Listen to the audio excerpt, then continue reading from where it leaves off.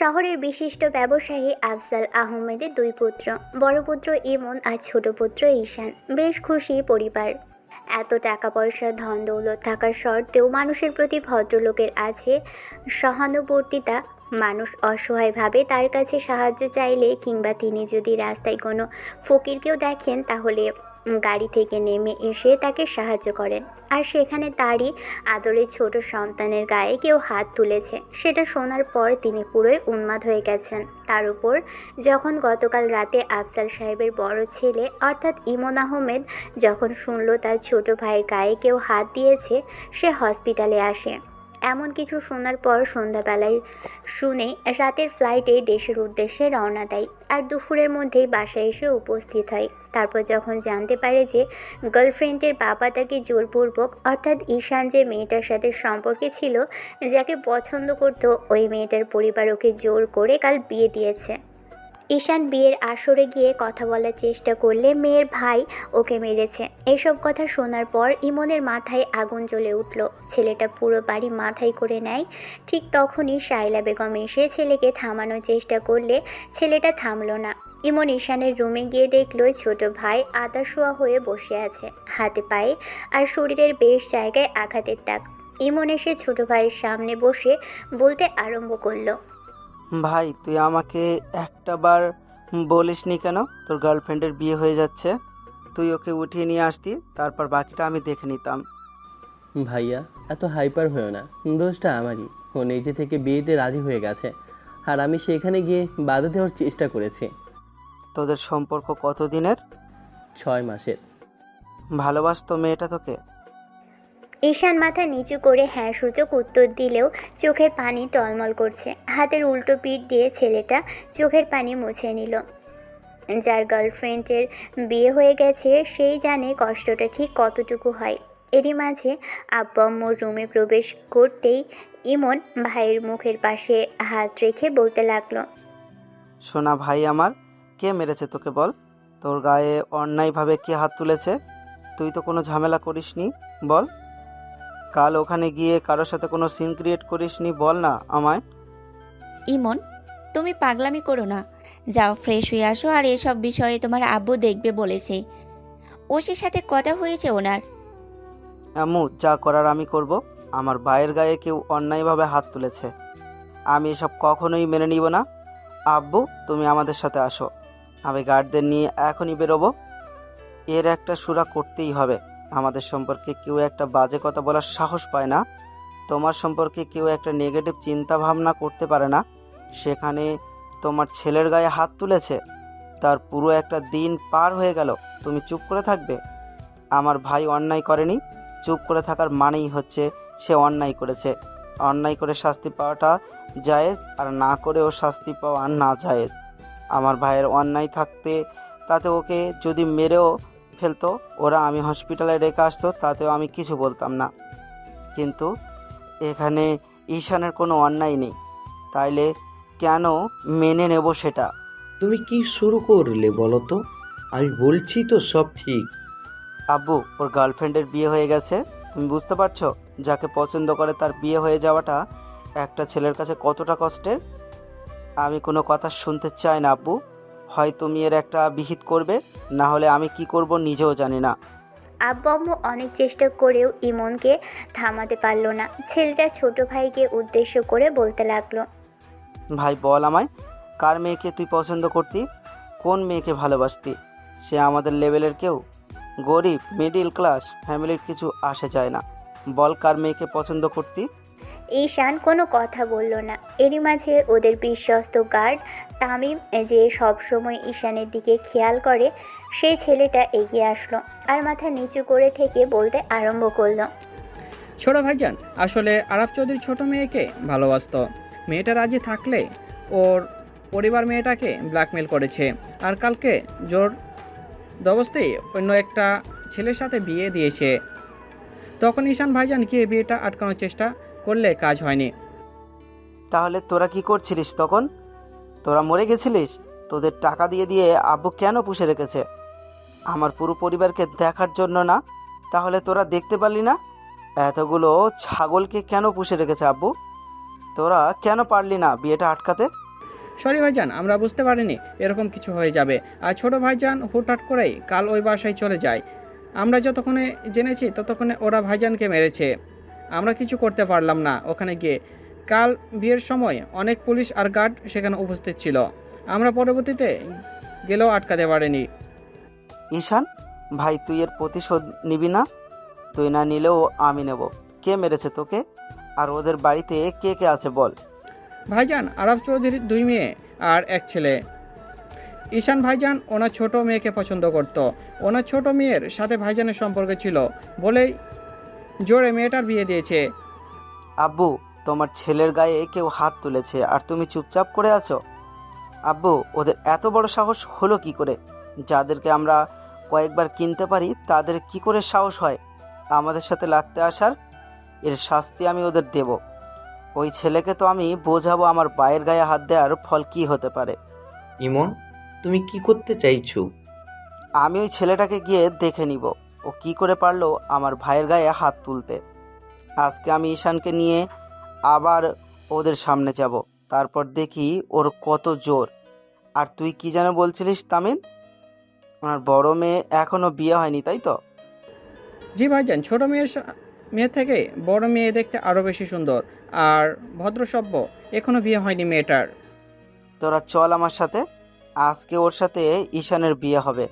যেহেতু ওদের মেয়েকে পছন্দ করার শাস্তি হিসাবে আমার ভাইকে কালোরা মেরেছে, তাইলে ওদের মেয়ের সাথেই আমার ভাইয়ের বিয়ে হবে। ছোট মেয়ের সাথে না হলেও বড় মেয়ের সাথে হবে।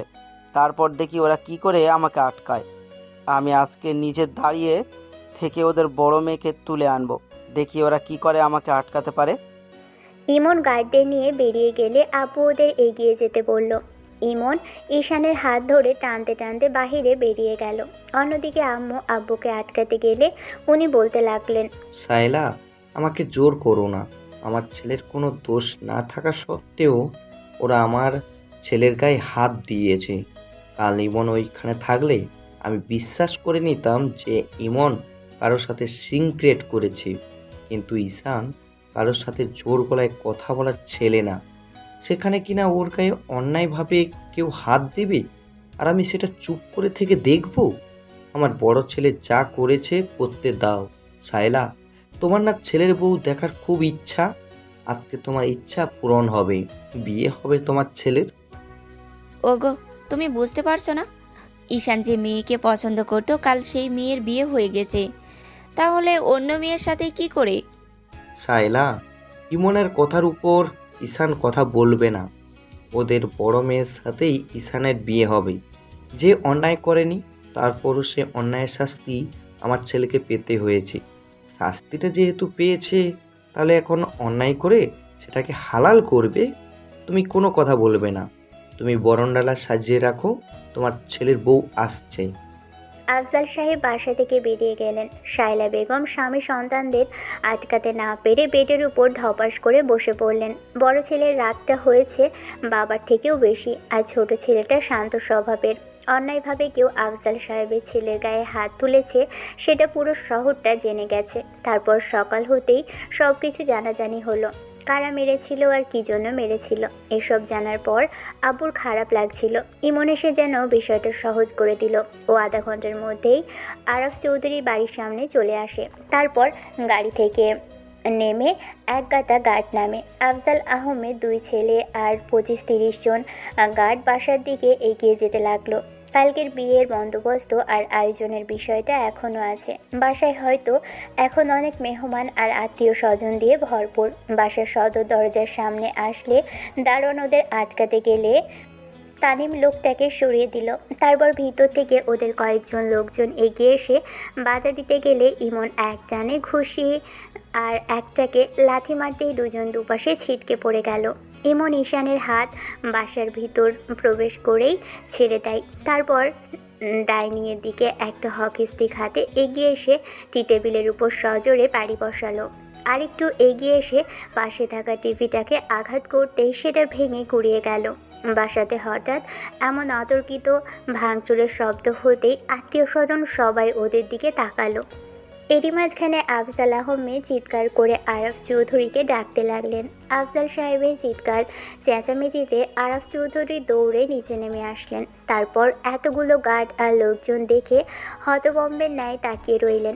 লোকটাকে দেখেই ইমন এগিয়ে এসে ওনার সামনে দাঁড়ালো।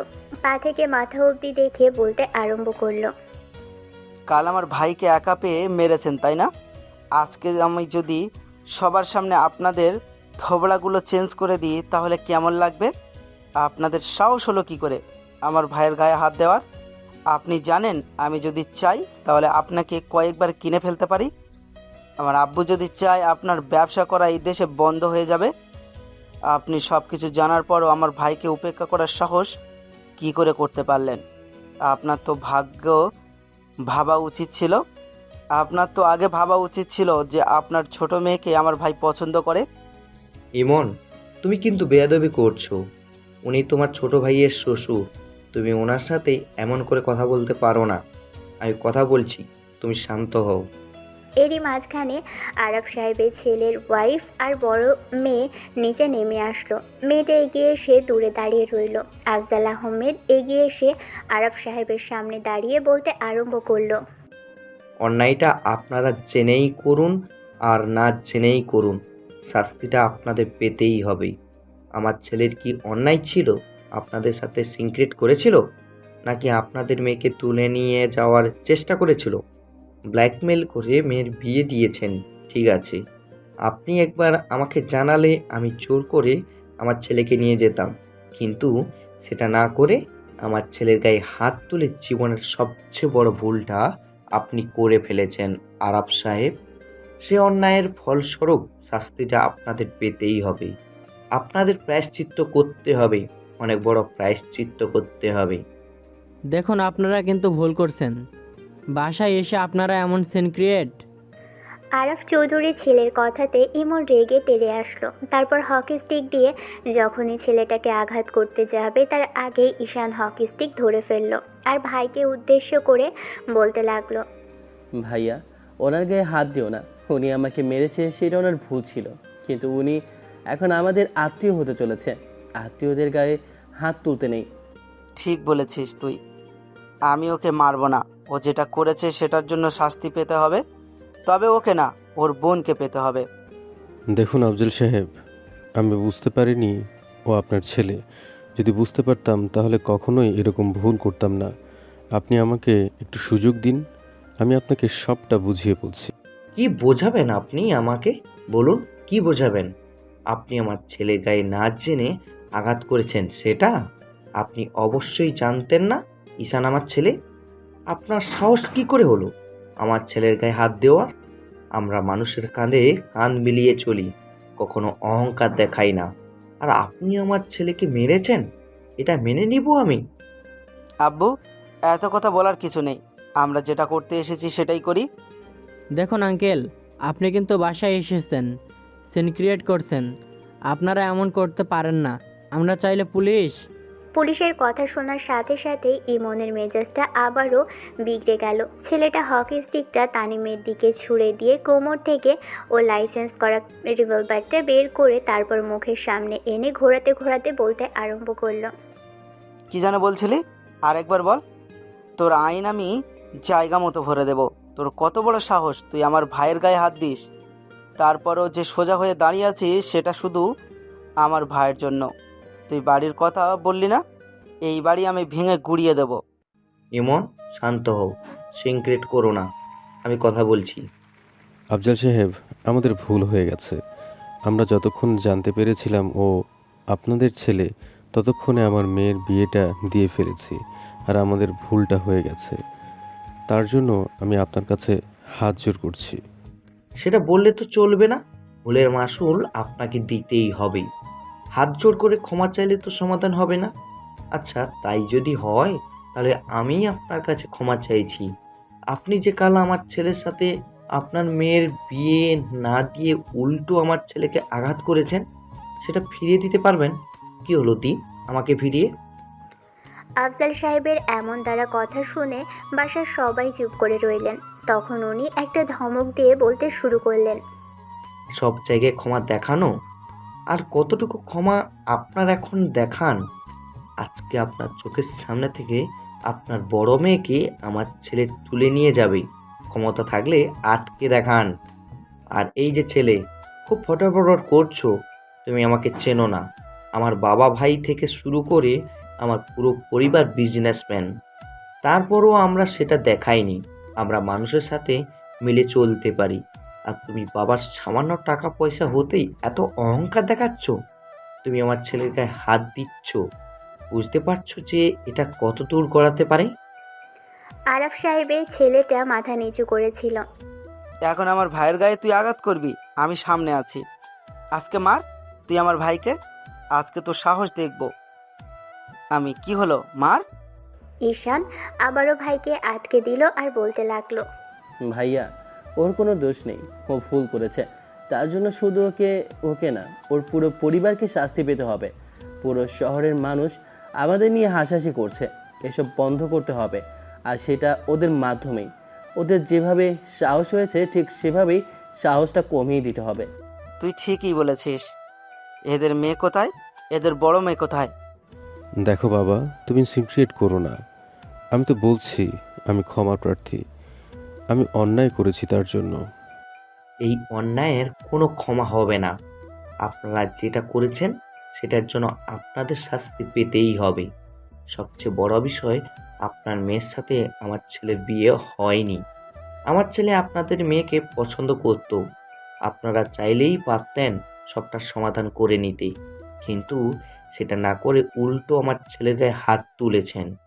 আর সেটার শাস্তি তো আপনাদের পেতেই হবে। তার জন্য আপনার বড় মেয়ের সাথে আমার ছেলের বিয়ে হবে। সেটা আজকে, এক্ষুনি, আর এই মুহূর্তেই। আপনারা চান বা না চান তাতে আমার কিচ্ছু যায় আসে না। তবে একটা কথা আপনাদের জন্য, মানুষ আমাদের নিয়ে হাসাহাসি করেছে। পুরো শহর জুড়ে এসব নিয়ে আলোচনা হচ্ছে। আমি সেই আলোচনাটা বন্ধ করতে চাই। আপনি চাইলে আমাকে আটকাতে পারবেন না।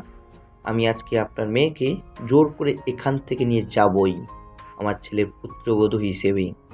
আর বাড়াবাড়ি করলে এর জন্য কি হতে পারে সেটা আপনি খুব ভালো করেই জানেন।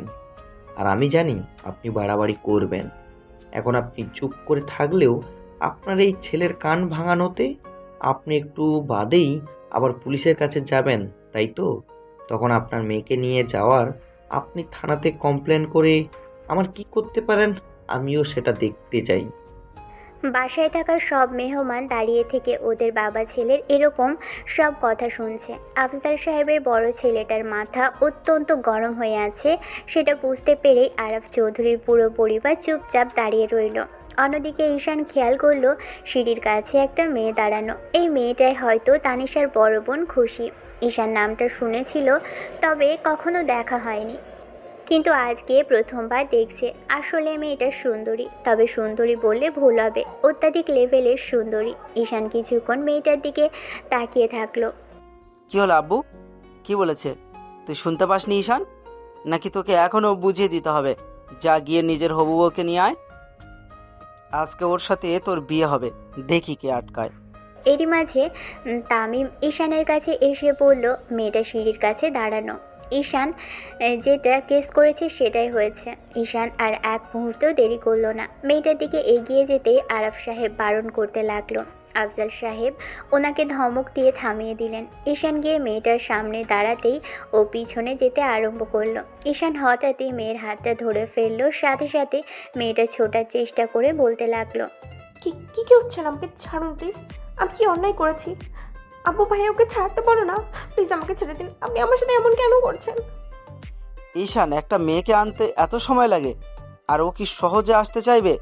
তুই বুঝতে পারছিস না ওকে কিভাবে আনতে হবে? ভাইয়ার কথাতে ঈশান জোর করে মেয়েটাকে নিয়ে আসতে গেলে এবার ওর ভাই ইমনের কাছ থেকে এসে ঈশানকে আটকাতে গেলে তখনই ইমন ওর মাথায় রিভলভার ঠেকিয়ে বলতে লাগলো, আর এক পা এগোবি না। যদি এগোস তাহলে তোর মাথার খুলি আমি উড়িয়ে দিব। তোর এত সাহস আসলো কোথা থেকে? তুই আমার ভাইয়ের গায়ে হাত দিয়েছিস। কাল আমি ছিলাম না বলে খুব বাড়াবাড়ি করেছিস। আজকে দেখা তোর বাড়াবাড়ি, দেখি তুই কি করতে পারিস। ঈশান মেয়েটাকে টানতে টানতে দরজার দিকে নিয়ে যেতে লাগলো।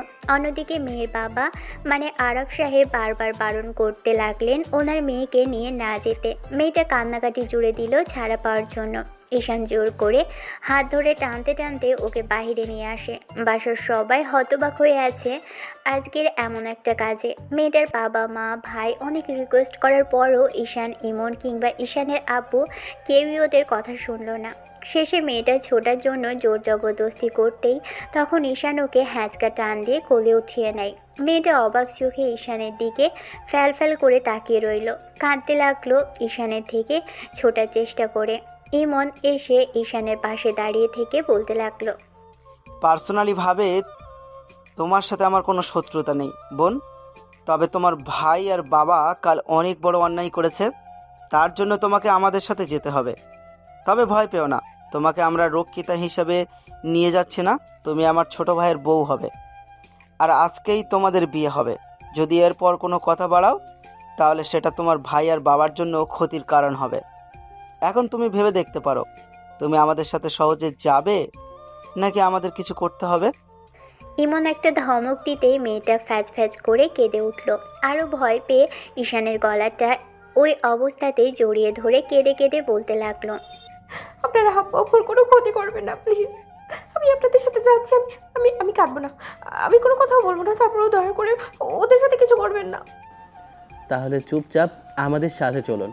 আর বিয়ে করার সময় যদি একটা টু শব্দ বের করেন মুখ দিয়ে আর কান্নাকাটি করেন তাহলে সেটা আপনার জন্য অনেক বেশি ক্ষতির কারণ হবে।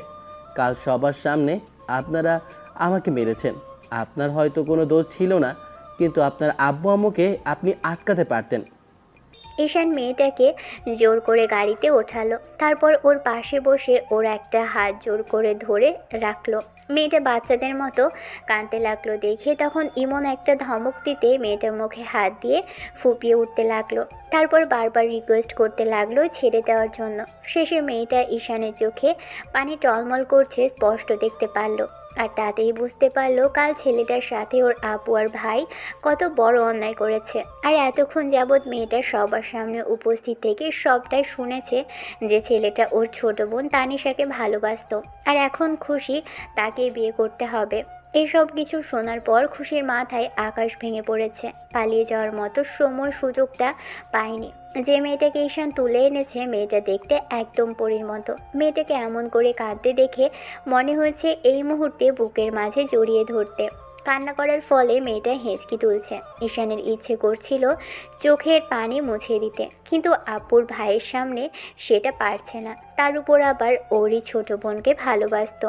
এই কথাটা মাথায় আসলেই রাগে পুরো শরীরটা জ্বলছে ঈশানের। কি করে পারলো তানিশার আব্বু আর ভাই ওর ভালোবাসার মানুষটাকে বিয়ে দিয়ে দিতে? এদিকে ওর আব্বু আর ভাইয়া যখন বলছে তাহলে এই মেয়েটার সাথে ঈশানের বিয়ে হবে। তাছাড়া এই মেয়েটার ছোট বোনকে ঈশান ভালোবাসতো, সেই মেয়েটাকে ওরা জোর করে অন্য কোথাও বিয়ে দিয়েছে। যে অন্যায়ের কারণে ওর গায়ে কাল ওরা গায়ে হাত তুলেছে, সে অন্যায়টা আজকে করেই দেখাবে না হয়। ঈশান ভাবছে ভাইয়া যখন একবার বলেছে তাহলে এসব করেই ছাড়বে। তাই ঈশান আর তেমন কথা বাড়ায়নি। সবাই কাজী অফিসের সামনে চলে আসলো।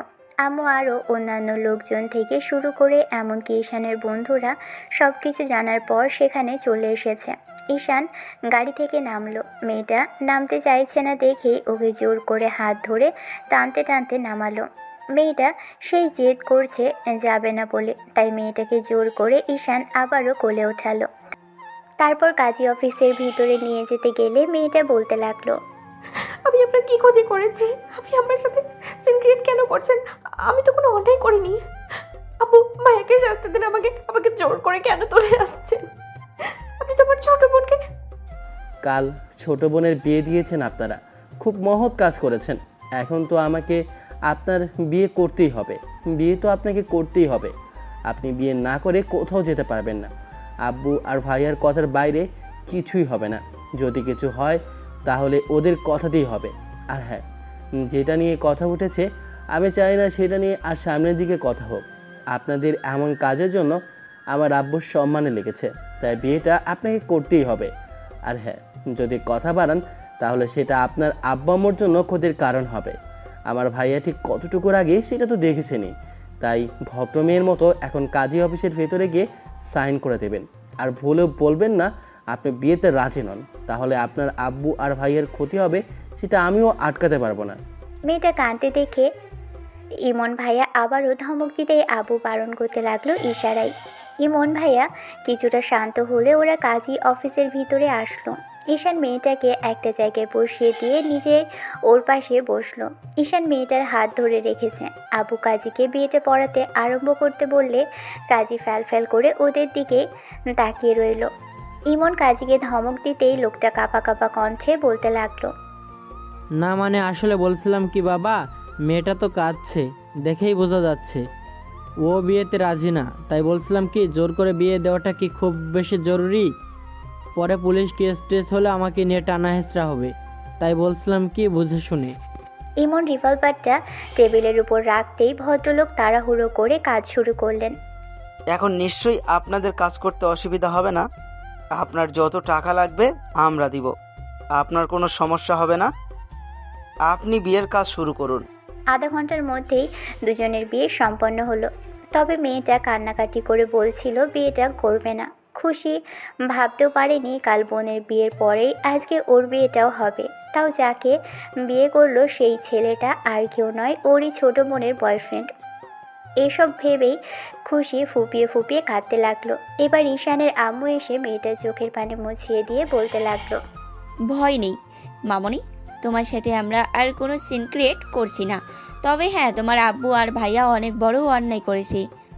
আমার আদরের সন্তানের গায়ে তারা আঘাত করেছে। এসবের আলাপ আলোচনা বন্ধ করতে হবে। তাই আমার স্বামী এমন সিদ্ধান্ত নিয়েছে, তুমি ওই বাড়িতে আমার ছেলের বউ হিসেবে নয়, আমার মেয়ে হয়ে রাজরানীর মতো থাকবে। তুমি ভেবো না তোমার সাথে ওখানে কোনো সিন ক্রিয়েট করা হবে। তবে হ্যাঁ, তোমার আব্বু আর ভাইয়া যদি পুলিশ নিয়ে আসে তাহলে তুমি তোমার স্বামীর পক্ষ নিয়ে কথা বলবে, কারণ ঈশান এখন থেকে তোমার স্বামী। আমি আশা করছি তুমি ঝামেলাটাকে আর বাড়াবে না। তোমরা আইনগত ব্যবস্থা নিলে আইনের বহির্ভূত অবস্থায় গিয়ে তোমার শ্বশুরকেও কিন্তু ব্যবস্থা নিতে হবে। তোমরা যেমন ক্ষমতার যেমন অপব্যবহার করেছো, আমরাও সেটা করতে পারবো। ওই বাসাতে গেলে তুমি বুঝতে পারবে তুমি যতটা খারাপ এই মুহূর্তে আমাদের ভাবছো, ততটা খারাপ আমরা নয়। আমি তোমাকে ছেলের বউ নয়, মামনি মেয়ে হিসেবে আগলে রাখবো। এখন চলো, কান্নাকাটি না করে আমাদের সাথে চলো। খুশি মেয়েটা চুপ করে রইল। ঈশান যতটা রাগী তার থেকেও ওর বাবা ভাই হাজার গুণে রাগী। এখন এই মুহূর্তে যদি কিছু ভুলভাল বলেও ফেলে তাহলে ওরা যে কী অবস্থা করবে সেটা ভেবেই খুশি শুধু কাঁদতে লাগলো। মেয়েটা এক পাও সরছে না। ঈশান আবারও মেয়েটাকে জোর করে বাইরে নিয়ে আসলো। মেয়েটা বন্ধুদের চলে যেতে বলল। আবু বাসায় না গিয়ে চলে গেল থানাতে ওসির সাথে দেখা করতে। আর যাওয়ার সময় আবু ঈশানকে আর ইমনকে বাসায় চলে যেতে বলল। কিছু গার্ড ইমন আব্বুর সাথে পাঠিয়ে দিল। ঈশান মেয়েটাকে জোর করে এনে গাড়িতে বসালো। মেয়েটাই ওর থেকে দূরে যাওয়ার চেষ্টা করলে ঈশান আম্মু আর ভাইয়ের সামনে ওকে দুহাতে জড়িয়ে ধরলো আর বুকের মাঝে টেনে এনে বলতে লাগলো, চুপ, একদম চুপ। আর একটা শব্দ যদি হয় তাহলে আপনার কি অবস্থা করব আপনি ভাবতেও পারছেন না। আপনি আমার সাথে এমন কেন করছেন? আপনি না আমার ছোট বোনকে ভালোবাসতেন, তাহলে আপনি আপনি কি করে পারছেন আমার সাথে এমনটা করতে? আমি কি এমন অন্যায় করেছি? আমি তো আপনার কোনো ক্ষতি করিনি, তাহলে আপনি কেন আমার সাথে এমন জোর করছেন? কালকে সেটা ভাবা উচিত ছিল।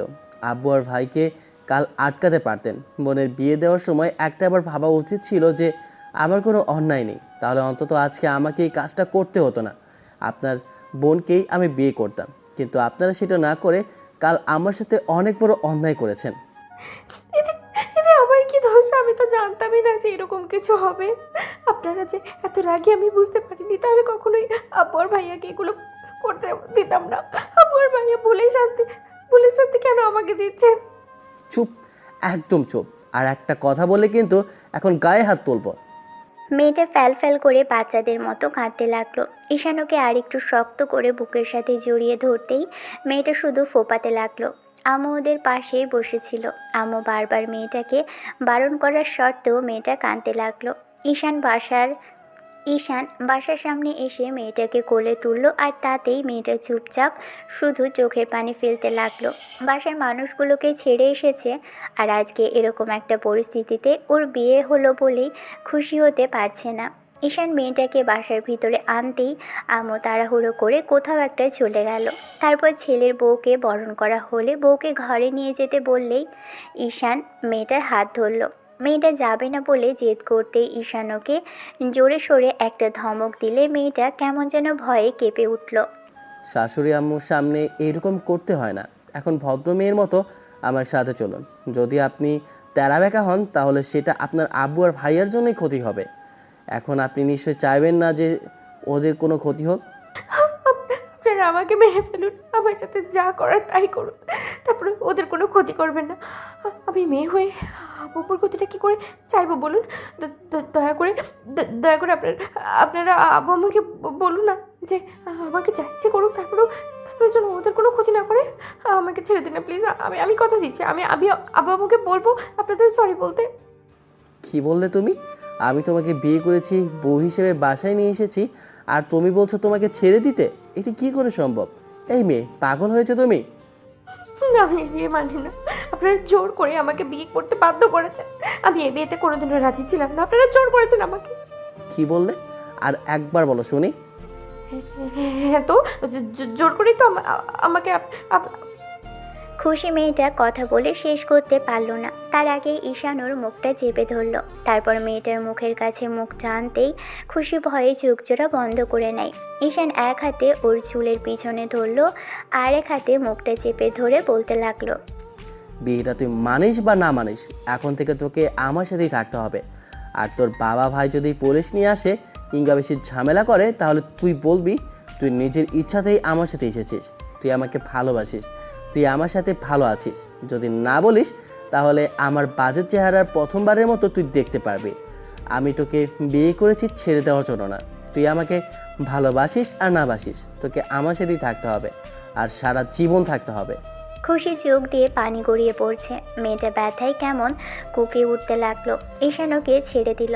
রাগের মাথায় মেয়েটাকে এমন করে কষ্ট দিয়ে ফেললো ভেবেই কিছুটা শান্ত হলো। তারপর আলতো করে সামনে বসে মেয়েটাকে কাছে টেনে নিয়ে মুখের পাশে হাত রেখে বলতে লাগলো, তোমার বোনের সাথে আমার বিয়েটা তোমার বাবা ভাই মানতে চায়নি। এখন আমার কি দোষ বলো?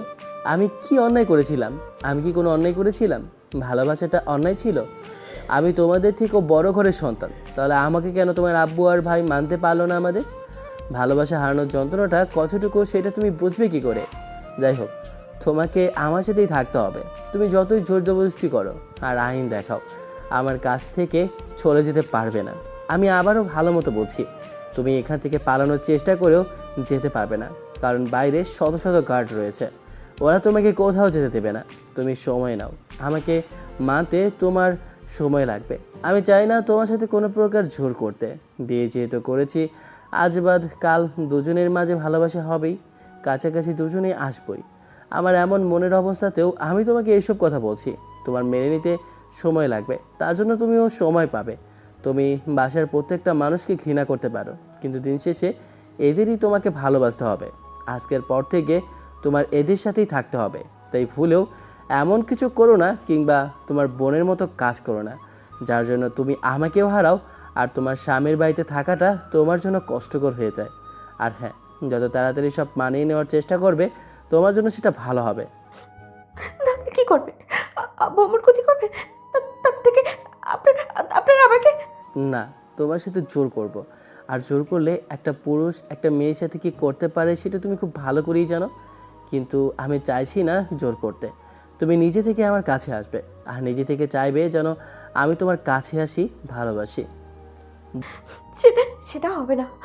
আমি আপনাকে ঘৃণা করি, আপনার পরিবারকেও ঘৃণা করি। I just hate you. মেয়েটার কথাতে ঈশান হাসতে লাগলো। তারপর রুমের বাইরে চলে যেতে গেলে ফিরে এসে রুমের দরজা আটকে দিল। খুশি বিছানায় শুয়ে শুয়ে কাঁদতে লাগলো। খুশি ভাবছে আব্বু আম্মু হয়তো এমন কিছু করবে যার জন্য ঈশানদের কোনো ক্ষতি হবে, কিন্তু মেয়েটা জানে না যে ঈশানের আব্বু চাইলে পুরো আইনি ব্যবস্থাকে কিনে ফেলতে পারে। টাকা দিলে এরা বিক্রি হওয়ার জন্য বসে আছে। খুশি সারাটা দিন কাঁদলো। বিকেলের দিকে ঘুমিয়ে পড়েছিল।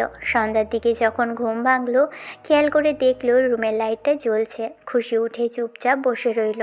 এখনও চোখ মুখ লাল হয়ে আছে, চোখের পানিটা এখনও মুখে লেগে আছে, হয়তো কাঁদতে কাঁদতে ঘুমিয়ে পড়েছিল।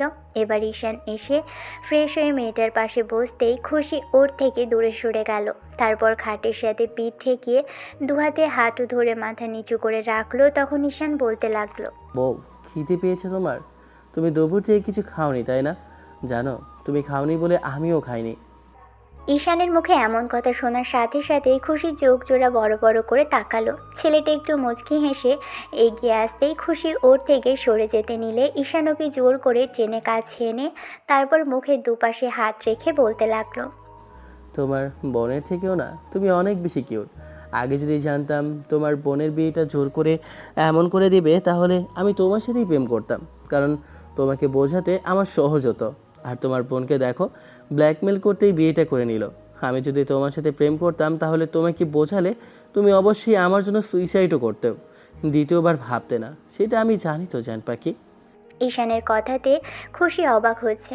কাল অবধি ছেলেটা ওর বোনকে ভালোবাসতো, আর আজকে বিয়ে করার পর ওর প্রতি এত আদর ভালোবাসা আসছে কোথা থেকে ছেলেটার। খুশি দূরে যাওয়ার চেষ্টা করলে জোর করে ওর হাতটা ধরে ঈশান আর একটু কাছে টেনে আনলো। মেয়েটা ছোটার চেষ্টা করতে এক হাতে ঈশান কোমর জড়িয়ে ধরে আরেক হাতে মুখের পাশে রেখে বলতে লাগলো, আমাকে জোর করতে বাধ্য করো না বউ, আমার কাছে আসো, আমার কাছে থাকো। ভালো মতো বলছি, ফ্রেশ হয়ে আসো। একটু পরে তোমার জন্য খাবার দিয়ে আসবো, ভদ্র মেয়ের মতো খেয়ে নেবে। আপনারা আমাকে টাচ করবেন না, আমি কিছু খাবো না। আমি কেন থাকবো না, আমি বাসায় চলে যাব। যাবে, কিন্তু আমার সাথে যাবে। যখন তোমার বাসা থেকে সবাই আমাদের বিয়েটা নির্দ্বিধায় মানতে আরম্ভ করবে তখন বাসায় যাবে, বাসায় যাব দুজনে, কেমন? তারপর আব্বু আম্মুকে বলবে আমরা হ্যাপি আছি, আমি তোমাকে সময় দিচ্ছি। আর হ্যাঁ, সময় দিচ্ছি তার মানে এই না যে সারা জীবনের জন্য ছেড়ে দেব। তুমি চাইলেও আমাদের মাঝে যে দূরত্ব বাড়বে না। যাও, ভদ্র মেয়ের মতো ফ্রেশ হয়ে আসো। খুশি যাবে না বলে জেদ করতেই ঈশান ওকে জোরে সোরে একটা ধমক দিতেই মেয়েটা কেঁপে উঠল। তারপর আবারও সে ফ্যাচ ফ্যাচ করে কেঁদে ফেলতেই ঈশান ওর চোখের পানি মুছিয়ে দিয়ে মুখের পাশে হাত রেখে বলল, বউ, তুমি বুঝতেই তো পারছো আমার পরিবারের মানুষ একটু রাগী। তার মধ্যে আমি সবার চেয়ে শান্ত ছিলাম, কিন্তু তোমার ভাইয়া আব্বু আমাকে শান্ত থাকতে দিল না। জানো তো আমার কি অন্যায় ছিল? আমি তানিশাকে বিয়ে করে নিতে চেয়েছিলাম। তোমার আব্বু আম্মু আমার আব্বুর সাথে কথা বলে নিলেই তো হতো। দেখো, মাঝখান থেকে তোমাকে আমার বিয়ে করতে হলো। তবে তুমি ভেবো না যে তোমার বোনকে ভালোবাসার পর তোমাকে ভালোবাসতে পারবো না। বউকে ভালো না বাসলে পুরুষ মানুষ কাকে ভালোবাসবে বলো? আপনি আসলেই একটা বাজে ছেলে। নাহলে আমার বোনকে ভালোবাসার পরে কি করে আমাকে ভালোবাসার কথা বলতে পারে? আর একটা কথাও বাড়াবে না। আজকে প্রথম দিন, তাই এর থেকে বেশি ডোজ দিতে চাইছি না। যাও, ফ্রেশ হতে যাও এক্ষুনি।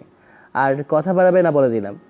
খুশি বড্ড আদুরে মেয়ে, অল্প ধমকে আর রাগি চোখ দেখলেই কেটে ফেলে। এবারে ঈশান রাগি চোখে তাকাতেই মেয়েটা তাড়াহুড়ো করে উঠে ওয়াশরুমের দিকে চলে গেল। তারপর দরজার সামনে গিয়ে দাঁড়াতেই ঈশান বলতে লাগলো, বাই দ্য ওয়ে, তোমার নামটা কি যেন? মেয়েটা চোখ বড় বড় করে ঈশানের দিকে তাকাতেই ছেলেটা মুচকি হাসলো। তারপর উঠে আসতেই খুশি তাড়াহুড়ো করে বলল, খুশি। ঈশান আবারও ফিক করে হেসে ফেলল। তারপর ব্যালকনিতে গিয়ে দাঁড়ালো। তানিশার কথা ভাবতে লাগলো। মেয়েটা কি করে পারলো ওর আব্বু আম্মুর একটু ব্ল্যাকমেল করতেই বিয়েটা করে নিতে? একটাবারও ওকে জানালো না পর্যন্ত। ঈশান জানলো, তবে ওর বান্ধবীদের থেকে। অবাক লাগছে এটা ভেবেই। ঈশানের মনে হয়েছে যে মেয়েটা যদি ওকে ভুলে যেতে পারে তাহলে ওরও উচিত তানিশাকে ভুলে যাওয়া। ওয়াশরুমের দরজা খোলার শব্দে ঈশান রুমে আসলো। খুশি বাইরে এসেছে। ছেলেটা এগিয়ে এসে ওর হাত ধরে টেনে বেডে বসিয়ে দিয়ে বলতে লাগলো, বউ, নিচে গিয়ে খাবে নাকি আমি খাবার নিয়ে আসবো? আমি খাবো না, আমার খেতে ইচ্ছে করছে না। আপনারা আমাকে জোর করে ধরে এনেছেন, এরপরে আমার গলা দিয়ে খাবার নামবে ভাবছেন? বিয়ে তো একদিন না একদিন করতেই হতো, সেটা না হয় জোর করেই করেছি। আজ বাদে কাল তো তোমার জন্য তোমার অন্য কাউকে হলেও বিয়ে করতেই হতো। তাহলে আমাকে করে কি খুব আফসোস হচ্ছে? যাই হোক, আমি খাবার নিয়ে আসি, তুমি খেয়ে নিবে, কেমন? বললাম তো খাবো না। এমন জেদ করে না শোনাবো। আমার সাথে জেদ করলে সেটা তোমার ক্ষতির কারণ হবে। আমাকে জোর করতে হবে, আর আমি চাইছি না এই মুহূর্তে জোর করে কিছু করতে, তাতে আমার বউটা কষ্ট পাবে। ঈশান একটু বাদেই রুমে আসলো। কয়েকজন সার্ভেন্ট এসে খাবার দিয়ে গেল। মেয়েটার সামনে খাবার রাখতেই খাবে না বলে জেদ করতেই ঈশান রাগি চোখে তাকালে খুশি আবারও বাচ্চাদের মতো ভ্যাঁ ভ্যাঁ করে কেঁদে ফেললো। ঈশান নিজেই নিজ হাতে খায় না, তাহলে ওকে খাইয়ে দিবি কি করে? খুশি খাচ্ছিল না দেখে ঈশান বলতে লাগলো, আমি নিজের হাতে খাই না, আম্মু আমাকে খাইয়ে দেয়, সেখানে তোমাকে খাইয়ে দেবো কি করে? দাঁড়াও, তোমার শাশুড়ি আম্মুকে ডাকে। ঈশান বাইরে চলে গেল।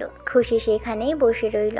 একটু বাদে আম্মুকে নিয়ে ফিরতেই আম্মু এসে খুশির পাশে বসলো। তারপর ওই চোখের পানি মুছিয়ে দিয়ে বলতে লাগলো, এত কাঁদতে হয় না মামনি, যেটা হয়েছে সেটার জন্য কেউ তোমাকে দোষারোপ করেনি। তোমার আব্বু আর ভাইকে একটু শিক্ষা দেবার জন্য এমনটা করতে হয়েছে। তুমি ওই বাসাতে থাকতে থাকতে বাসার মানুষগুলোকে চিনতে পারবে। আমরা তোমার জন্য এতটাও কঠোর নয় তুমি যতটা ভাবছো। তুমি আমার মেয়ে হয়ে থাকবে। বাসা থেকে এসেছো পর থেকে এখন পর্যন্ত একটু পানি পর্যন্ত খাওনি।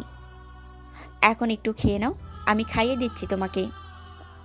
বললাম তো খাবো না, আপনার কেন জোর করছেন? বুঝেছি, আমাকে তোমার কাছে আসতে হবে, তাই তো? ঈশানের রাগি চোখের দিকে তাকিয়ে খুশি কেঁদে ফেলল।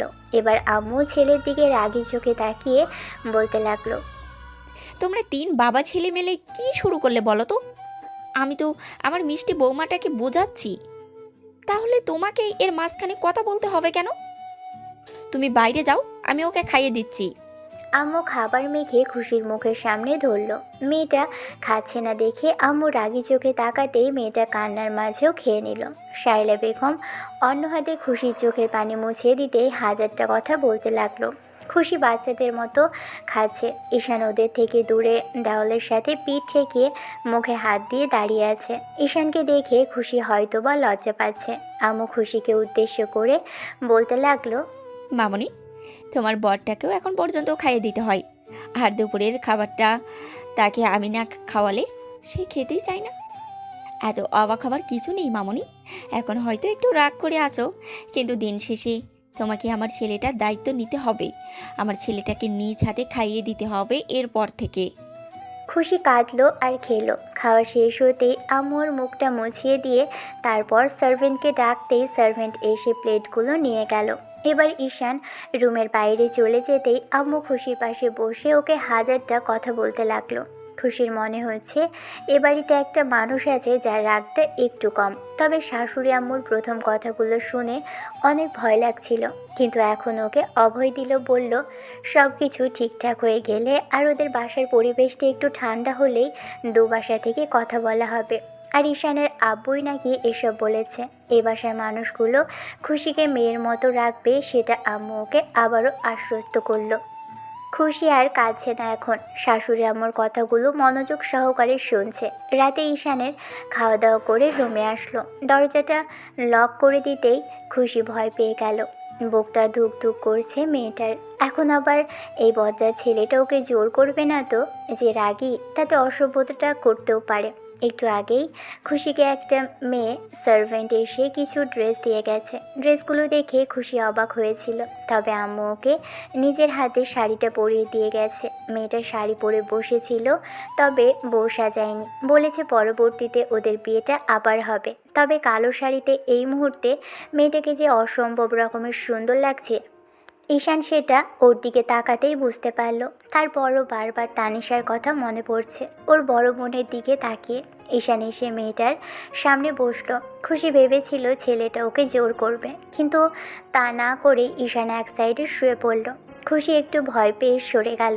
ছেলেটা দুজনের মাঝখানে একটা কোলবালিশ দিয়ে তারপর কোলবালিশের উপর হাত পা ছড়িয়ে দিল। খুশি ওর পাশেই বসে রইল। মাঝখানে এত বড় এক বর্ডার দেখে খুশি অবাক হচ্ছে। ভেবেছিল ছেলেটা জোর করবে, সেখানে নিজে থেকে বালিশ দিল।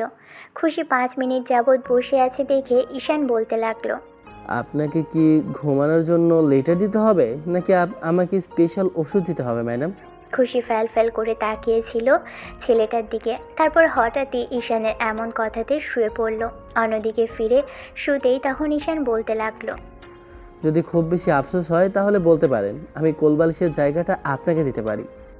এই না, ভয় পাবেন না ম্যাডাম, আমি জোর করব না। আপনি যখন নিজে থেকে চাইবেন তখন আমি আপনার কাছে আসব।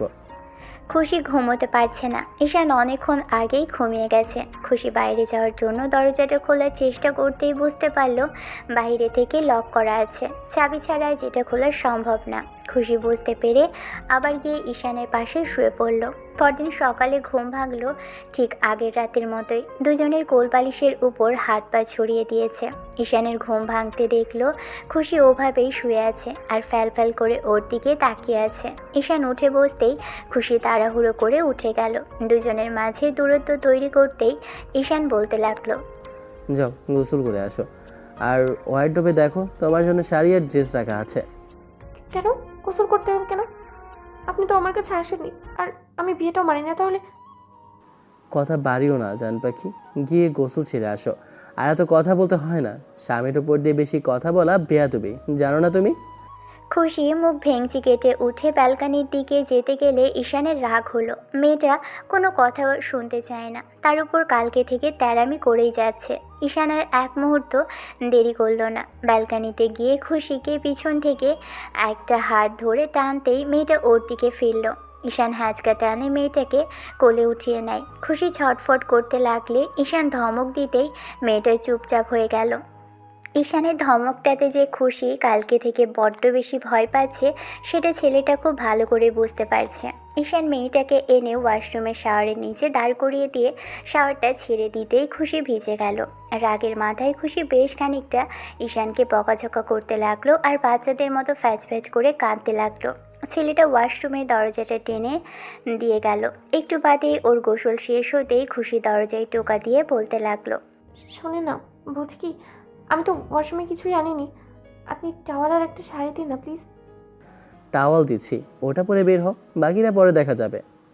বউয়ের সাথে দুষ্টুমি করবে বলেই ঈশান এমন কথা বলল। খুশি বেরোবে না, ঈশান ওকে বারবার বের হতে বলতে লাগলো। তারপর যখন বলল না না বেরোলে টাওয়ালটা দিবে না, তখন মেয়েটা রিকোয়েস্ট করতে লাগলো। ঈশান শুধু টাওয়ালটা দিতেই খুশি সেটা নিতে গেলে ঈশান ওর হাত টেনে ধরলো। অনেক জোর জবরদস্তি করে খুশি কোনো রকমে ভিতরে টাওয়াল নিতে পারলো। তারপর আধা ঘন্টা যাবৎ বাইরে আসলো বলে জেদ করতে লাগলো। এবার ঈশান রাগের মাথায় দরজায় 2-3টা ধাক্কা দিতেই খুশি দরজা খুলে বেরিয়ে আসলো। ঈশান খেয়াল করলো শুধু টাওয়াল দিয়ে মেয়েটা নিজেকে আবৃত করে রেখেছে, বুকের উপর টাওয়াল গুজে রেখেছে। এই মুহূর্তে মেয়েটাকে একদম পুতুলের মতো লাগছে। ওর কোমর ছাড়িয়ে চুলগুলো ভেজা অবস্থায় টুপটুপ করে পানি পড়ছে। ঈশান এবার মেয়েটার দিকে এগিয়ে আসতেই খুশি ভয় পেতে লাগলো। ঈশান যতটা কাছে আসছে খুশি ততটাই পেছোচ্ছে।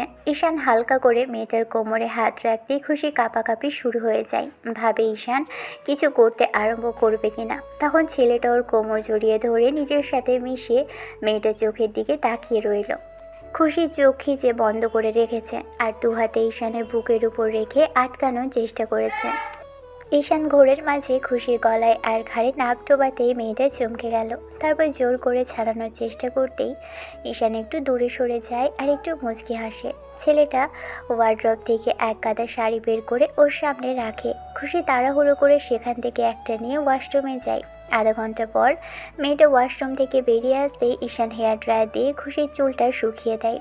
খুশি খেয়াল করছে ঈশান নিজে থেকে ওকে সাজাতে গোছাতে ব্যস্ত হয়ে পড়েছে। তবে ছেলেটা খুবই কেয়ারিং, সেটা খুশি বুঝতে পারছে।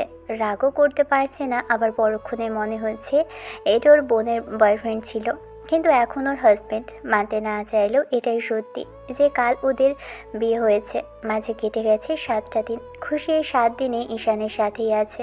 রুম থেকে পর্যন্ত বেরোতে দেয় না ছেলেটা ওকে, তবে খাবার সময় হলে জোর করে নিচে নিয়ে যেত। খুশি যখন যেতে চায় না, আব্বু আম্মুর সামনে ওকে কোলে তোলে। খুশির লজ্জা লাগে খুব, তবে ছেলেটাকে কিছু বলতে পারে না। একা একাই নিজের মনে বিড়বিড় করে। 7টা দিন কেটে গেলেও খুশির আব্বু আম্মুর সাথে যোগাযোগ করতে পারেনি। ঈশান নিজে থেকেই করতে দেয়নি, বলেছে যেদিন ওর আব্বু আম্মু এই বিয়েটা মেনে নিবে সেদিন সরাসরি ওকে বাসাতে নিয়ে যাবে। 7ম দিনের মাথায় রাতে দুজনে শুয়ে আছে। খুশি খেয়াল করলো ছেলেটা একদম বাচ্চা ফেস করে বালিশের মধ্যে মুখ গুজে দিয়ে ঘুমিয়ে আছে। আর মাঝখানে তো কোলবালিশ প্রতিনিয়তই থাকে। তবে ঈশানের শোয়াটা ভালো, কখনো ওর কাছে আসে না, অন্য পুরুষের মতো ট্রাইও করে না। সেদিনই শুধু সকালে গলায় আর ঘাড়ে কয়েকটা চুমু খেয়েছিল। ঈশান মুখে দুষ্টুমি করলেও কখনো খুশিকে জোর করেনি। খুশি এটা থেকেই বুঝতে পারছে ছেলেটা ভদ্র। তবে কেন যে ওর আব্বু আম্মু বুঝতে পারলো না কে জানে। সপ্তম দিনের মাথায় রাত 2টো বেজে গেলেও খুশির ঘুম আসছে না। প্রতিনিয়ত বালিশের এপাশ ওপাশ করছে। তারপর ঈশানের দিকে তাকিয়ে থেকে একটা সময় উঠে বসে আর রাগী কণ্ঠে বলতে আরম্ভ করে, আমার খুব হারাম করে দিয়ে বাচ্চাটাকে দেখো, একদম শান্তি মতো ঘুমাচ্ছে। আর কোলবালিশটাকে দেখো, এমন করে জড়িয়ে ধরেছে যেন আমি নই, ওটাই অল্প। আমার বুকে ছাড়া জান পাখিটার ঘুম আসে না, সেটা আমাকে বললেই হতো। এরকম ভকভক করে আমার ঘুম ভাঙানোর কি খুব বেশি দরকার ছিল বউ? ঈশানের গরম নিঃশ্বাস খুশিকে পাগল করে দিচ্ছিল। ছেলেটার কোনো কথা বলতে পারলো না। চুপচাপই ছেলেটার বুকের মধ্যে গুটিসুটি মেরে পড়ে রইল। পরদিন খুশি ঘুম থেকে উঠে ঈশানকে পাশে পেল না। 10টার দিকে যখনই ছেলেটা বাসায় ফিরল, খুশি খেয়াল করলো ওর জন্য এক গাদা শপিং করেছে ছেলেটা। তারপর যখন দেখলো এত এত চকলেট আইসক্রিম এনেছে, তখন খুশি একটু বেশিই খুশি হলো। মেয়েটা দৌড়ে গিয়ে চকলেট প্যাকেট নিয়ে খুলেই খেতে আরম্ভ করলো। ঈশান খেয়াল করেছে খুশি বাচ্চাদের মতো করে মুখে আর নাকে চকলেট লাগিয়ে ফেলছে। ঈশান বাইরে থেকে এসেছে বলে গোসল করতে চলে যায়। খুশি চকলেট খাওয়া শেষ হলে ওইভাবেই শুধু হাতটা মুছেই এবার শপিং ব্যাগগুলো দেখতে আরম্ভ করে। সবগুলো ব্যাগ দেখে খুশি বুঝতে পারে যে ওর পছন্দের সব কিছুই সেখানে আছে, বিশেষ করে কাচের চুড়ি, যেগুলো বরাবরই মেয়েটার পছন্দ করত। ঈশান বাইরে এসে দেখলো খুশি শপিং ব্যাগগুলো ঘেঁটে দেখছে।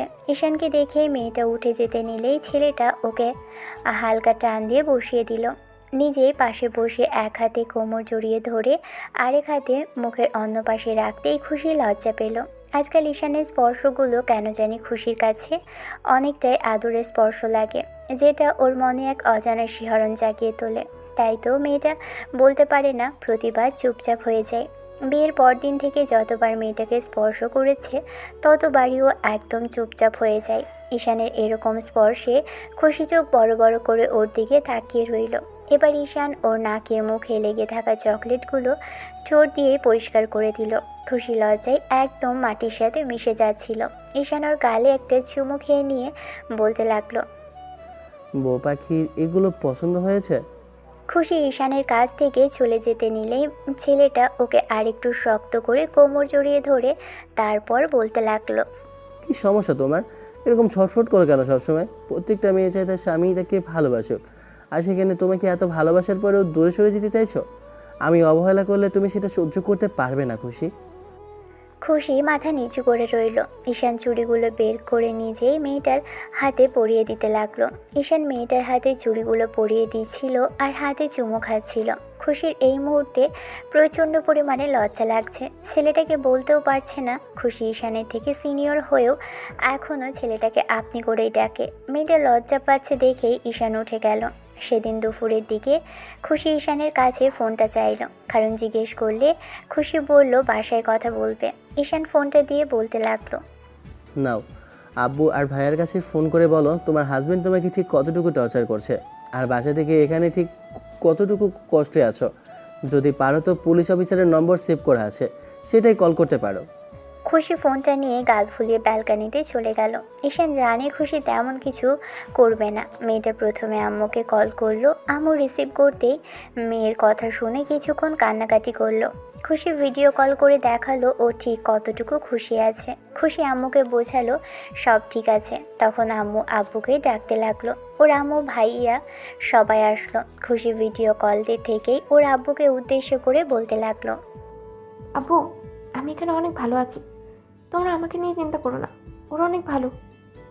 সেদিন হয়তো রাগের মাথায় ওরা আমাকে তুলে এনে তাদের ছেলের সাথে বিয়ে দিয়েছিল, কিন্তু এই 7টা দিনে আমার কেন যেন মনে হয়েছে ওরা মানুষ হিসেবে অতটা খারাপ না। আমি ওদের খুব কাছ থেকে দেখেছি। তোমরা যে এমন করে ওদের ছেলের গায়ে হাত তুলেছ, সেই জন্যই ওরা রাগ করেছিল।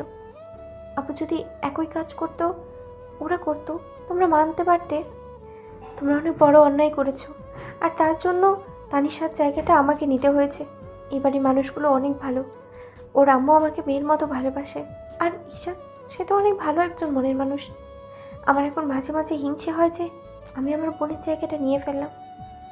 আমি তোমাদের কাছে রিকোয়েস্ট করছি, তোমরা দয়া করে এমন কোনো কাজ করো না যার জন্য দুই পরিবারের মাঝে আবারও তিক্ততার সৃষ্টি হয়।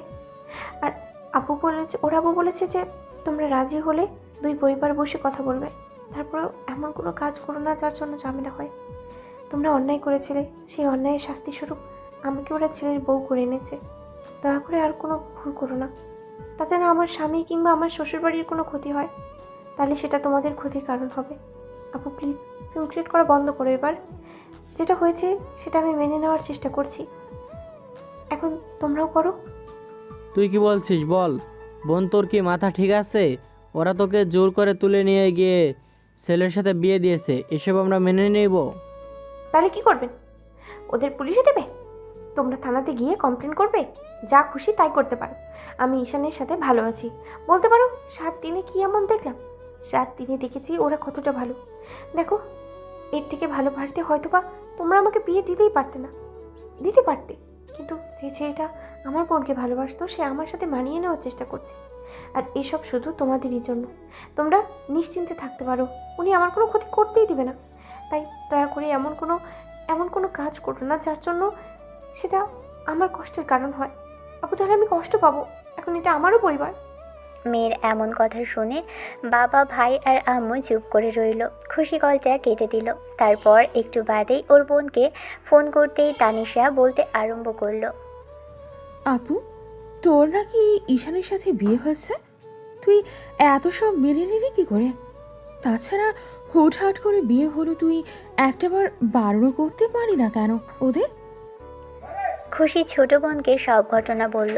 সব শোনার পর তানিশা চুপ করে রইল। তারপর খুশি ওকেও ভিডিও কল দিল। তানিশা বোনের চোখে মুখে খুশি দেখে বুঝতে পারল বোনকে দেখে মনে হচ্ছে না খুব বেশি কষ্টে আছে। খুশি একটু হাসার চেষ্টা করে বলল, তুই কিভাবে পারলি ঈশানকে ছেড়ে অন্য কাউকে বিয়ে করতে?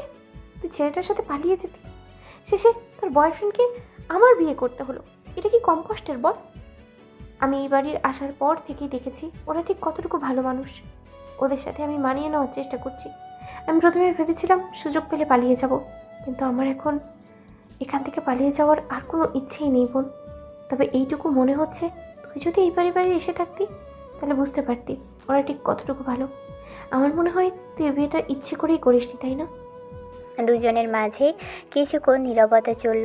তারপর তানিশা বলতে আরম্ভ করলো, আপু, ঈশান আসলেই অনেক ভালো একটা ছেলে। আমি ঈশানের পরিচয় ওর বাবার সম্পর্কে না জেনেই ভালোবেসেছিলাম। তারপর যখন জানতে পারলাম যে ও এত বড় লোকের ছেলে হয়েও আমার জন্য পাগল, তখন অবাক লেগেছিল। ঈশান আমার থেকেও ভালো আর বড়লোকের সুন্দরী কোনো মেয়েকে ভালোবাসতে পারত। দেখ আপু, যেটা হয়েছে সেটার জন্য আমি বা তুই কেউ দায়ী নই, শুধু আব্বু আম্মু এর জন্য দায়ী। ভাইয়া আর আব্বুর রাগের কারণে আমরা আর ওকে হারাতে হলো। আর সবচেয়ে বড় বিষয় কি জানিস তো, আমি শেষ পর্যন্ত চেষ্টা করেছি কিন্তু পারিনি আপু। আব্বু আম্মু এখন করে ইমোশনালি ব্ল্যাকমেল করেও যার জন্য আমার রাগ করে থাকতে পারিনি, কিন্তু ভাবিনি সেই ঈশান আমারই বড় বোনকে বিয়ে করবে। আপু, আমি জানি না তোকে কি বলবো, তবে হিংসে হচ্ছে তোর ভালো থাকা দেখে। তোকে দেখে আমি বুঝতে পারছি তুই ভালো আছিস, না হলে 7 দিনের মাথায় তুই কল করতি না, আর ওরাও তোকে আমাদের সাথে যোগাযোগ করতে দিত না। আমি বলবো তুই ঈশানের সাথে মানিয়ে নেওয়ার চেষ্টা কর। ঈশান সত্যিই খুব ভালো মনের একজন মানুষ। ও হয়তো তোর ওপর রাগ করে একটু ঝাড়ি মারতে পারে, একটু ধমক দিতে পারে, তবে দিন শেষে ছেলেটা অনেক ভালো মনের একটা মানুষ। আমার হিংসে হলেও আমি তোকে ছোট বোন হিসেবে তোকে উপদেশ দেব, ছেলেটাকে ভালোবাসার চেষ্টা কর। আমি জানি ও আমাকে ভালোবাসতো, এখনও হয়তো বাসে। তারপরও বলবো আপু, তুই ঈশানকে ভালোবাসার চেষ্টা কর। ও তোকে একটু হলেও ভালোবাসবে, সেই একটু ভালোবাসাই তোর জন্য আকাশ পরিমাণ হবে দেখবি। ঈশান অনেক সহজ সরল, এত বড় লোকের ছেলে হওয়ার পরেও ওর মধ্যে কোনো অহংকার নেই। আপু, তুই মানিয়ে নেওয়ার চেষ্টা কর। আমি সুযোগ হলেই ঈশানের সাথে কথা বলবো, তোকে কষ্ট না দিতে বলবো। দু বোন আরও কিছুক্ষণ কথা বলল। ঈশান পিছনে দাঁড়িয়ে থেকে সবটাই শুনেছে। মেয়েটা যে ওর আব্বু আম্মুকে এসব কথা কেন বলল ঈশান জানে না, তবে অবাক লাগছে। ঈশান রুমে এসে বেডে গা এলিয়ে দিল। চোখ বন্ধ করতেই এরই মাঝখানে খুশি এসে ওর দিকে ফোনটা এগিয়ে দিয়ে বলতে লাগলো, নিন আমার ফোন। ঈশান উঠে বসলো, ফোনটা হাতে নিয়ে তারপর খুশিকে টেনে পাশে বসালো। মেয়েটার মুখোমুখি বসে গালের পাশে হাত রাখতেই খুশি মেয়েটার চোখের দিকে তাকালে, তবে আজকে আর ছাড়ানোর চেষ্টা করলো না। ওর দিকে একদম মায়াবী দৃষ্টিতে তাকিয়েই রইল। ঈশান একটু হেসে ওর কপালে একটা চুমু খেতেই খুশি চোখ জোড়া বন্ধ করে নিল। যতটুকু স্বামী হিসেবে জোর করি সেটুকু তোমার আমার দূরত্বের জন্য খুশি। তুমি আমার থেকে সবসময় পালিয়ে না বেড়াও, স্বামী স্ত্রীর মাঝে এতটুকু হতেই পারে। খুশি, আমি জোর করে তোমার সাথে কিছু করতে চাই না, তবে যদি শান্ত থাকো তাহলে তোমার আমার পরিবারের সম্পর্ক ঠিক হয়ে যাবে। দ্বিতীয়বারও তো কাউকে মানুষ ভালোবাসে, আমি সেটা চেষ্টা করছি। এখন তুমি এমন কিছু করো না যার জন্য আমি সেটা করতে ব্যর্থ হই। তুমি কালকে থেকে রোজ তোমার পরিবারের সাথে যোগাযোগ করতে পারবে, তবে হ্যাঁ, আমার পরিবারের সাথে খারাপ কিছু করার চেষ্টাও করো না। আমি তোমাকে কালকেই ফোন কিনে দেবো। আর এই কয়দিন তোমার বাসার সাথে যোগাযোগ না করতে দেওয়ার জন্য আই এম রিয়েলি সরি বউ। ঈশান কথাগুলো বলে বেরিয়ে গেল। এমন করেই দিন কাটতে লাগলো। এরই মাঝখানে খুশির ভাই অনেকবার চেয়েছিল পুলিশের সাথে কথা বলতে, কিন্তু খুশির আব্বুই বারণ করেছে। ওর ভাই একটু রাগে কিনা, সেজন্য সবটা নিজের মতো করেই ভাবে।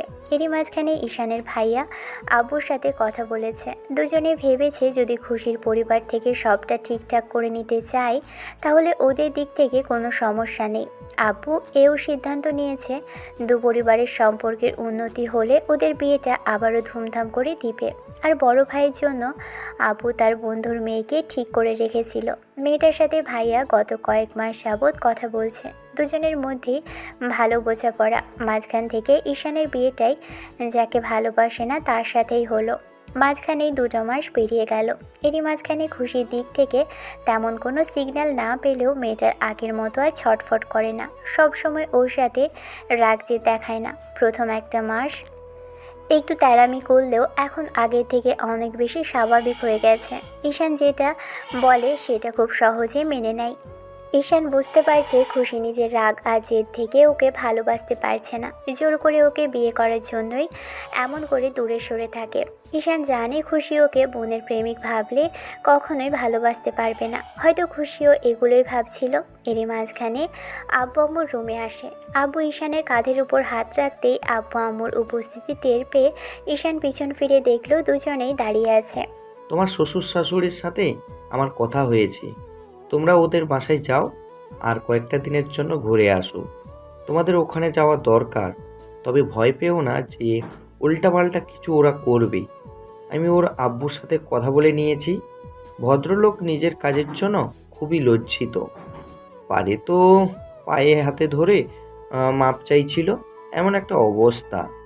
খুশি আমাদের হয়ে কথা বলেছে, এটা আমি জানি। খুশি বলেছে বাসায় গিয়ে উল্টাপাল্টা কিছু হয় এরকম কিছু ওদের দ্বারা হবে না। খুশি তোমার সাথে বাসায় যাওয়ার জন্য রেডি আছে, ভয় পাওয়ার কিচ্ছু নেই। তোমরা বিকেলের দিকে ওদের বাসায় যাও। আব্বু আর ভাইয়ের কথা অনুযায়ী ঈশান খুশিদের বাসায় অর্থাৎ শ্বশুর বাড়ি আসে। সন্ধ্যার মুখে মেয়েটার বাসায় আসতেই ওদের বেশ ভালোভাবেই আপ্যায়ন করা হলো। খুশি ঈশানের হাত ধরে টানতে টানতে ওকে নিজের রুমে নিয়ে আসে। রুমটা বেশ সাজানো গোছানো। ঈশান একটা জায়গায় বসে পড়তেই খুশি ওকে টেনে উঠিয়ে ওয়াশরুমে পাঠিয়ে দেয়। ঈশান বুঝতে পারে না আজকাল মেয়েটা নিজে থেকেই ওর সাথে কথা বলে, নিজে থেকেই কাছে আসার চেষ্টা করে। সকালবেলা ঘুম থেকে উঠে দেখে মেয়েটার বুকের মধ্যে। ঈশান জড়িয়ে ধরলেও ওকে তেমনভাবেই স্পর্শ করা হয়নি। যতবারই ওর কাছে যেতে নেই ততবারই তানিশার কথা মনে পড়ে। ঈশান সেদিন তানিশার বলা কথাগুলো শুনে বুঝতে পেরেছে তানিশা চাইলেই বিয়েটা আটকাতে পারত, ওর সাথে পালিয়ে যেতে পারত, কিন্তু মেয়েটা সেটা করেনি। তাহলে ওর কথা মনে রাখবেই বা কেন?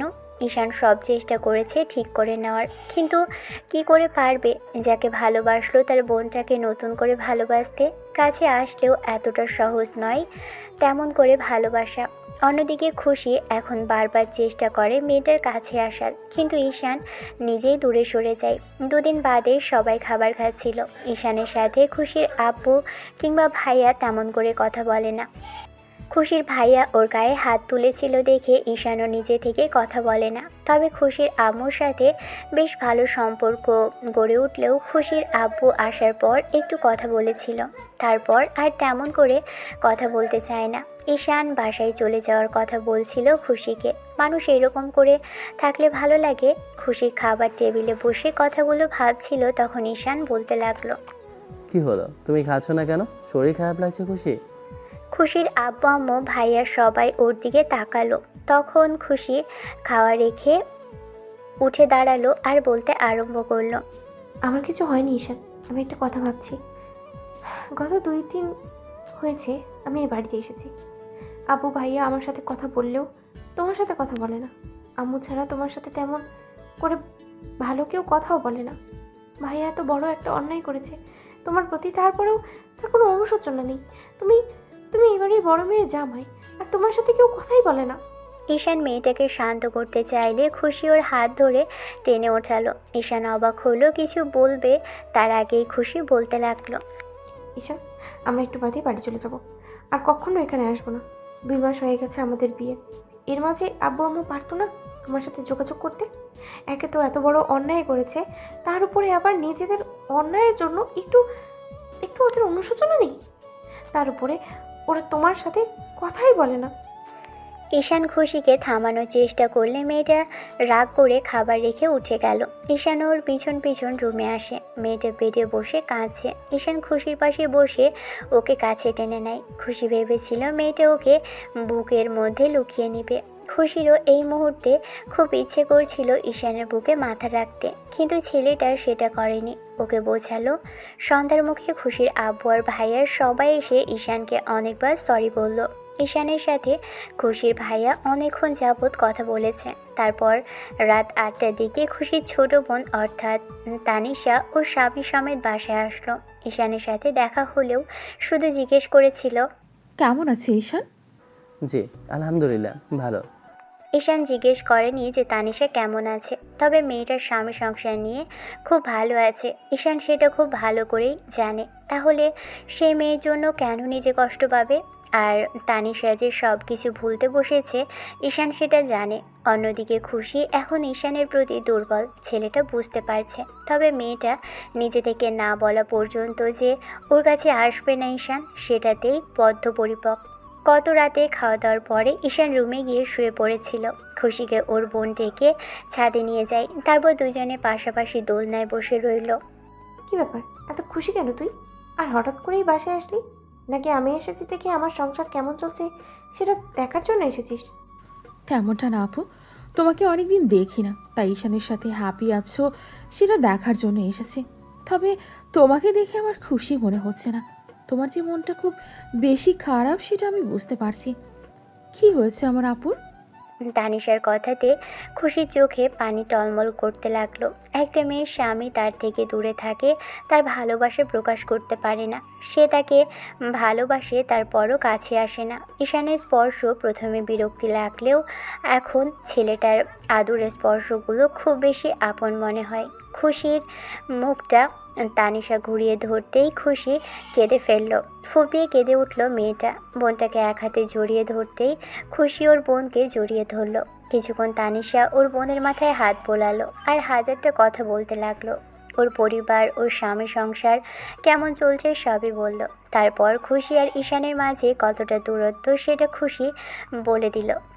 তখন তানিশা বলতে লাগলো, আমি তো সব কিছু ভুলে গিয়ে নতুন করে শুরু করার চেষ্টা করছি।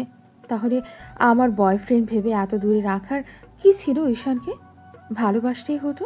একটাবার তো চেষ্টা করে দেখতে পারতে।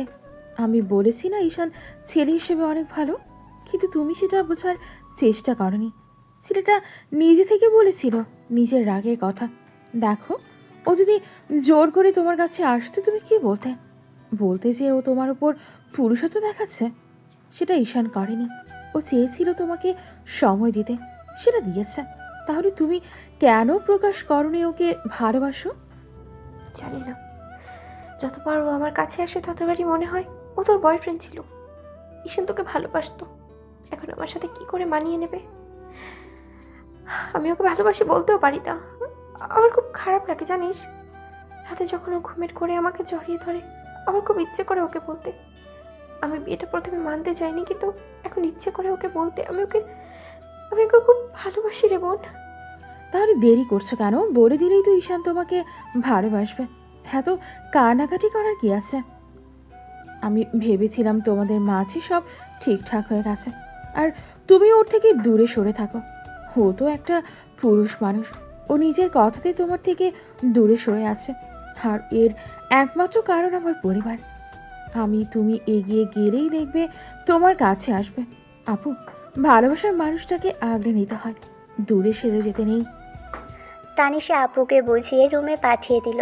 রুমে এসে দেখলো ঈশান রুমে নেই। খুশির চোখ মুখ লাল হয়ে আছে। খুশি ওয়াশরুম থেকে ফ্রেশ হয়ে আসলো, দেখলো ঈশান ব্যালকানিতে দাঁড়িয়ে আছে।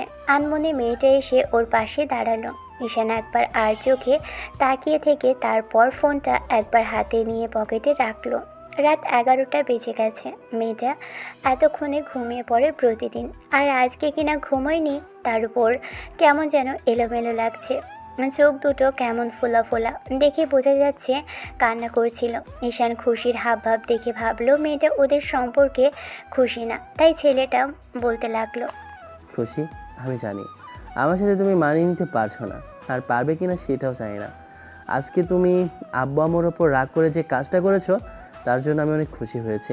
তুমি যে তোমার বোনের বয়ফ্রেন্ড ভেবে আমার থেকে দূরে থাকো, সেটা আমি খুব ভালো করেই জানি। অধিকার থাকা সত্ত্বেও আমি তোমাকে কখনো জোর করিনি খুশি। স্বামী হিসেবে যতটুকু না করলে নয় ততটুকু করেছি, আর সেটা তোমার কাছে জোর জবরদস্তি ছিল খুশি। ঈশানের কথা শেষ হতেই খুশি ফ্যাচ ফ্যাচ করে কেঁদে ফেললো। ঈশান অবাক হলো মেয়েটার এমন করে কাঁদছে কেন। তুমি এত কিছু বুঝতে পারো আর আমাকে বুঝতে পারো না ঈশান? আমি কি চাই, আমার মন কি চাই সেটা জানো না? আমি রাগ করে সেই দিন বলেছিলাম বিয়েটা মানি না। তুমি আমাকে শুধু দিয়েছো, কিন্তু আমি তো পালাইনি। ঈশান, যদি তাই হতো, যদি তোমাকে ভালো নাই বাসতাম, তাহলে তো পালিয়েই আসতাম। তারপরেও তুমি কেন আমাকে বুঝতে পারো না? তুমি তুমি জোর করেও তো পারতে আমার কাছে আসতে। আমি তো চাই তোমাকে ভালোবাসতে। তুমি কেন ভালোবাসো না আমায়? আমি কি তানিশার চেয়ে দেখতে খারাপ ঈশান? প্লিজ বলো, কি করলে তুমি আমাকে ভালোবাসবে? মেয়েটার এমন কান্নাকাটি দেখে ঈশান কিছুক্ষণ চুপ করে থেকে তারপর একটু সময় ফিক করে হাসলো। ঈশান মেয়েটার দিকে ঘুরতেই ও ছেলেটার বুকে কিল ঘুষি মারতে লাগলো। ঈশান দু হাতে খুশির কোমর জড়িয়ে ধরতেই মেয়েটা ফুপিয়ে উঠতে লাগলো। ঈশান মেয়েটাকে শক্ত করে জড়িয়ে ধরতেই খুশি ওর বুকের মধ্যে মুখ গুজে দিয়ে জোরে জোরে নিঃশ্বাস নিতে লাগলো। ঈশান বুঝতে পারলো বউটা খুব অভিমানী। ঈশান ওর ঘাড়ে আর গলায় না ঘষে দিতেই মেয়েটা হাঁসফাঁস করতে লাগলো। খুশি ঈশানের চুলগুলো খামচে ধরে কাপা কণ্ঠে বলতে লাগলো, তুমি কেন বুঝতে পারো না? আমি তোমার স্পর্শে কিছু ফিল করি। ঈশান, তুমি কেন আমার কাছে আসতে চাও না? আমি কি এতটাই অযোগ্য তোমার ভালোবাসা পাওয়ার? আমি তো তোমাকে সময় দিয়েছিলাম জান পাখি। দেখো, এই তো কাছে এসেছি, আদর করছি। এত কান্নাকাটি করতে হয় বলো? তুমি যে আমার ভালোবাসা সেটা তো কখনো প্রকাশ করনি। এখন তো করছি। এখন আমিও তো ভালোবাসি জান পাখি, চুপ করে থাকো না একটু। আমার তো হবে না, এর থেকে বেশি কিছু চাই। শুরু করেছি তো, একটু ওয়েট করো জান পাখি। ঈশান আদরের মাত্রা বাড়াতেই খুশি চোখ বন্ধ করে জোরে জোরে নিঃশ্বাস নিতে লাগলো। একটু পর ঈশান মেয়েটাকে কোলে ওঠাতেই খুশি ওর গলা জড়িয়ে ধরে ঠোঁটে ঠোঁট মেলালো। আপনাদেরই বলছি, এরপর আর শোনার দরকার নেই। আপনারা নিজেদের কাছে যান। দেখা যাচ্ছে অন্য কোনো দিন অন্য কোনো গল্পে। ততদিন পর্যন্ত সুস্থ থাকবেন, ভালো থাকবেন, আমাদের সাথেই থাকবেন। ধন্যবাদ। আল্লাহ হাফেজ।